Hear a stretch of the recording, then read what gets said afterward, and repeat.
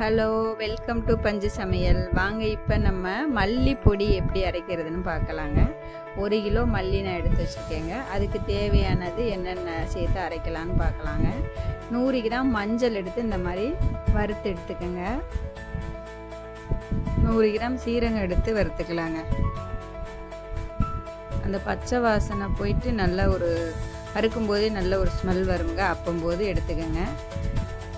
100 சோம்பு அதே மாதிரி வறுத்துக்கலாங்க. 100 சீரகம், 100 சோம்பு, 100 மஞ்சள், 1 கிலோ மல்லிங்க. ஒரு 25 கிராம் அரிசிங்க. நம்ம சமைச்சு சாப்பிடுவோம்ல அரிசி, சாப்பாட்டு அரிசி, அதில் 25 கிராம் வறுத்துக்கலாம். பொரிச்சிட்டு போட்டால் நல்லா வாசமாக இருக்கும். அதுக்கு தான் நம்ம வறுத்து மல்லி பொடி அரைச்சிட்டு சமையல் பண்ணி சாப்பிட்டா சூப்பராக இருக்குங்க.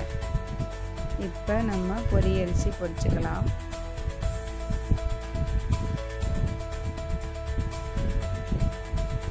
அதுக்கப்புறம் மல்லி வறுத்துக்கலாங்க.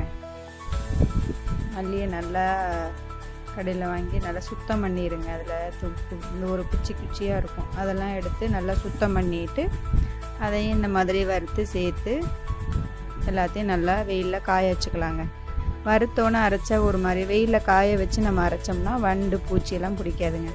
இந்த மாதிரி நான் ரைஸ் மில்லில் கொடுத்து தாங்க அரைச்சி எடுத்துகிட்டு வந்தேன். இதுக்கு நம்ம மல்லித்தூள் தனியாக, மிளகாத்தூள் தனியாக அரைச்சிக்கோம்னா, மல்லித்தூள் ஒரு 2 ஸ்பூனு, இதே மாதிரி நீங்களும் ரெடி பண்ணி அரைச்சி சமைச்சு பாருங்கள். ஓகே, பாய், தேங்க்யூ.